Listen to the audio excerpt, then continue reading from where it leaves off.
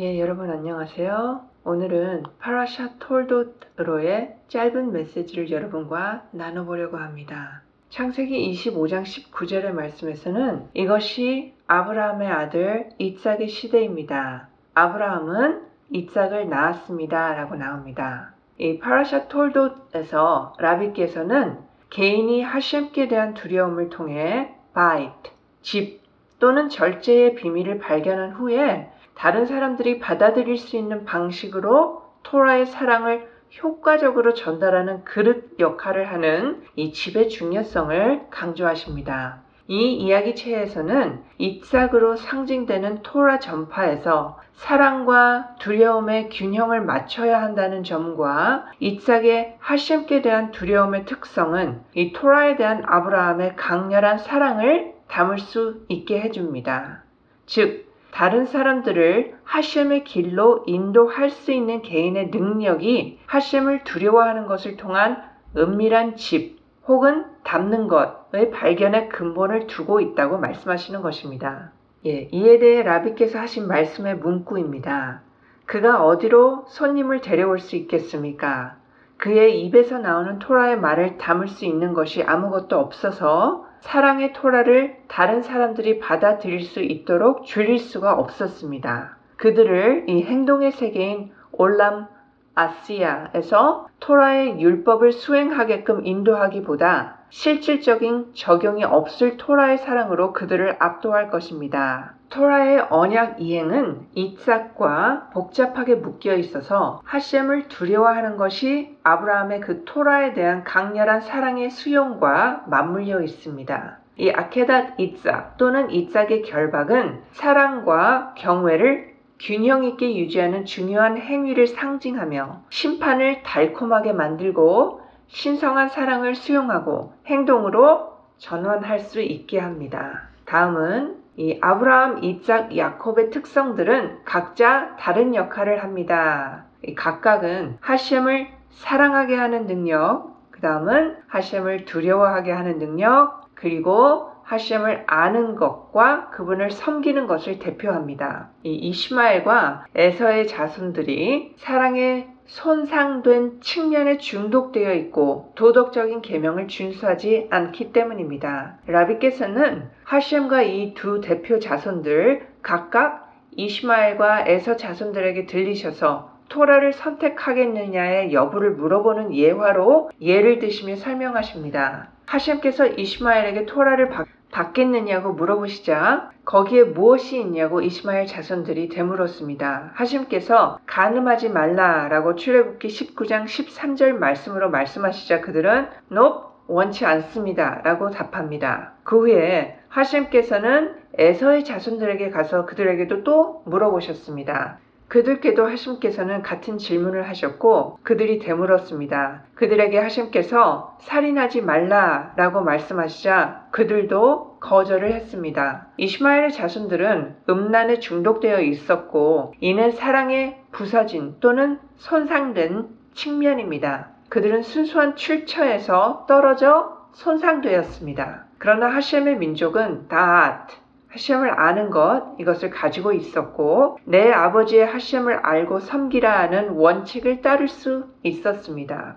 그들은 이들이 이삭의 세대들이다 로부터의 바브 그리고 라는 단어로 다하트를 나타냅니다. 이는 무너진 영적 특성을 높이고 성스러움의 영역을 확장하는 지식을 의미합니다. 라시께서는 이 욕정에 대해 커멘트를 하셨는데요. 첫째는 하셴을 두려워하는 생각들과 연결지어야 하는 필요성을 두각시키시고 두 번째는 그 욕정이 그 높은 영적 사랑과 동등하며 그저 그것의 근원으로부터 떨어져 나갔다라는 것의 풀이입니다. 아브라함의 세대를 언급하는 것에 대한 이해는 야콥과 에서에게 강조되며 이는 신성한 특성의 감소를 인식하고 좋은 것을 나쁜 것으로부터 분리하고 높이는 데에 대한 다하트, 아는 것의 상징적인 표현의 필요성을 말씀하십니다. 여기에 해당하는 라비께서 말씀하신 두 인용 문구를 예로 읽어드리겠습니다. 하나는 욕심이 사람에게 닥칠 때, God forbid, 그는 이삭의 상징인 하셴께 대한 떨리는 두려움으로 가득 차 있어야 합니다.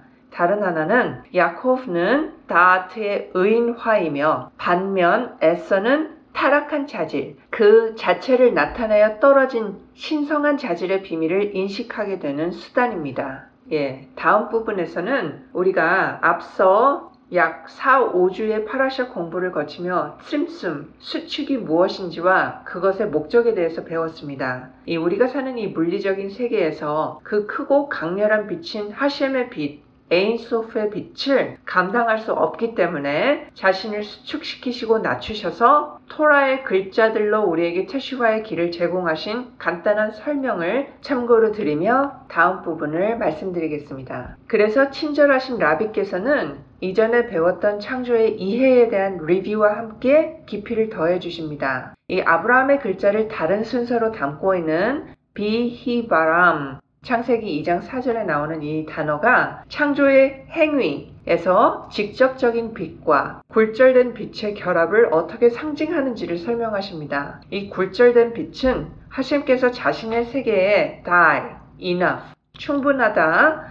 라고 말씀하시는 것과 유사하게 하셴의 모든 행위에서 사랑이 제대로 받아들여지기 위해 필요한 절제를 의미하는 것입니다. 이 공동체의 삶이든 개인의 삶이든 사랑의 행위가 일어나기 전에 먼저 그 사랑을 제대로 받을 수 있도록 감소가 있어야 합니다 라고 말씀하셨습니다. 이 베자로 시작하는 토라는 상징적인 집을 강조하며 헤세드의 토라, 사랑 친절의 토라가 원하는 행동을 이끌어내고 하셴께 가까이 다가가기 위한 용기, 수단으로서의 두려움의 역할을 강조합니다. 이 토라는 베트라는 글자로 시작하며 이 베트라는 글자는 그 안에 무엇을 담기 위해 만들어진 집을 의미합니다. 다음 부분에서는 이 문장들의 맨 끝부분을 장식한 라비의 멘트를 이 전체적 메시지의 의도로 삼아서 먼저 읽어드린 다음에 다음 문장들을 계속 전해드리겠습니다. 그 멘트는 그리고 우리가 설명했듯이 이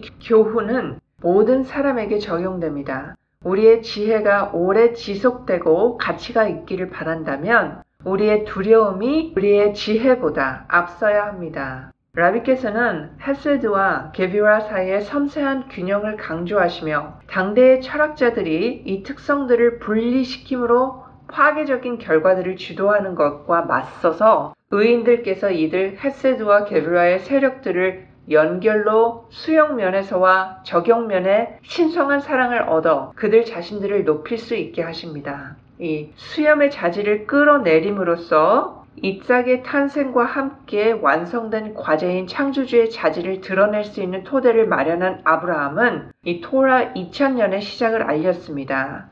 라비께서는 계속하셔서 2000년의 토후, 혼돈과 그 후에 아브라함의 2000년을 대조하십니다. 수염의 특성을 낮은 세계로 끌어내리는 아브라함의 역할은 두려움의 타락한 속성을 높이는 것을 시작했고 신성한 사랑이 드러날 수 있게 했습니다. 이삭의 탄생은 사랑의 토라를 포함할 수 있는 바이트, 집을 완성시켰고 이로써 토라는 이 세상에서 집을 찾을 것입니다. 이삭의 출생을 선언함으로써 하셴께서는 세상에 놀라운 변화를 일으키셨습니다. 이 변화는 악한 힘들을 달콤하게 만드셔서 신성한 특성이 이 세상에 나타날 수 있도록 허락하신 것입니다. 이것은 참된 평화이며 심판과 자비라는 두 보기에 반대되는 것처럼 보이는 특성을 창조주의 자비를 세상에 나타나기 위해 조화롭게 결합시키는 것입니다.